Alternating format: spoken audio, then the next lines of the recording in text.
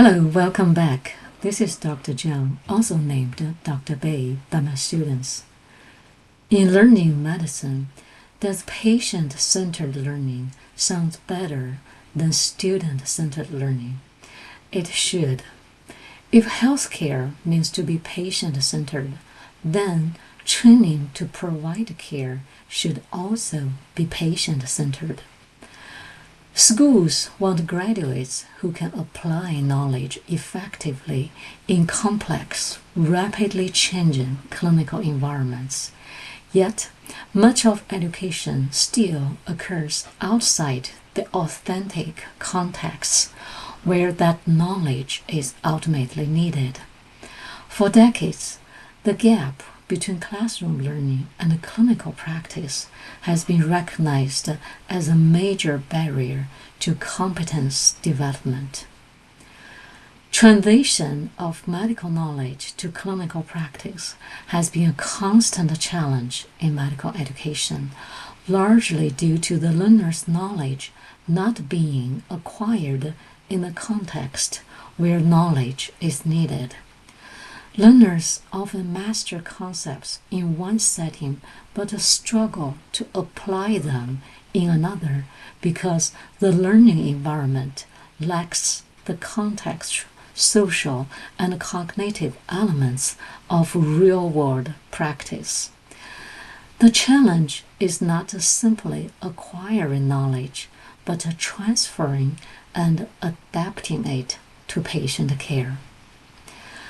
A lot of effort has been made to shorten the distance of such transition by innovating either curriculum or pedagogy.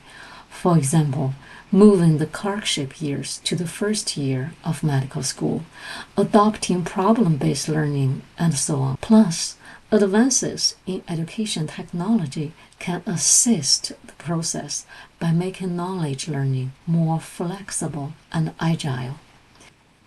The future of healthcare education will depend less on how effectively we deliver information and more on how effectively we create learning experiences that mirror the environments in which healthcare professionals will ultimately practice. So, where to begin?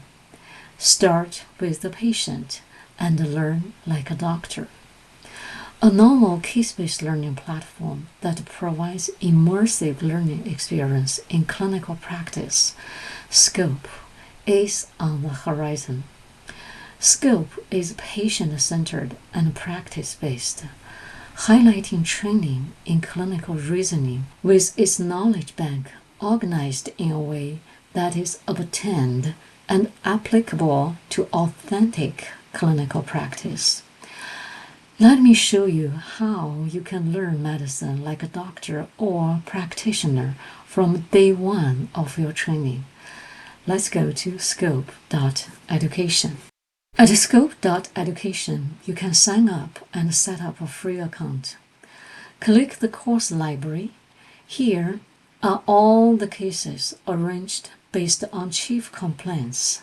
That is why patients come to see you as a doctor. I'm going to pick up a very simple and a classical case of appendicitis.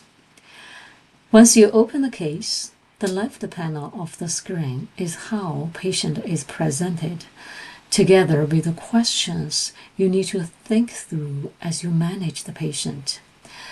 On the right panel, you will see hypothesis list, which may or may not present depending on the cases. Patient symptoms, which are subjective, clinical signs, which are objective, tests and imaging studies to order, and finally, the treatment. In the case you are asked to generate a hypothesis list yourself, you click Chief Complaints and bring about the list based on the patient's clinical presentations. In this case, he has a pain, which is abdominal, lower. Have you noticed the little eye here? Let's click it.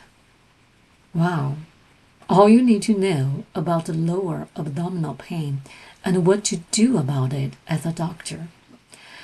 If you find something about lower abdominal pain that you want to share, you can add it here at Community Contributions. And you can also create a concept map about lower abdominal pain. Wow. See, every time I click Scope, I come across some pleasant, surprising findings myself. Come back to our case. Let's see what questions we get. At the physical examination, the patient had a tenderness and gardening at the right iliac fossa and pain upon release from palpation of the anatomical point marked with the number 1 in the image below. With the laboratory results, we were able to diagnose appendicitis. What is the name of the sign defined by pain upon release of point 1 below? I have not even started my medical school yet. How would I know? I know. Let's learn from Scope then. So, it is a sign. Got to be under objective. I see 4 signs here, but which one is it? Let me randomly pick one and learn about it. So, I click the little I, the knowledge card. Oh, there's even a video. What is Scope?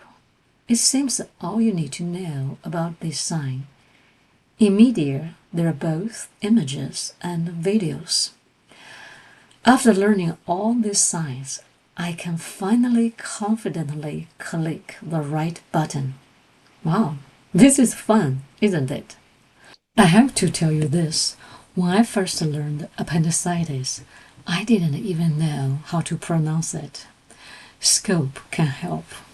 Appendicitis. You hear it? It can teach you slowly. Appendicitis.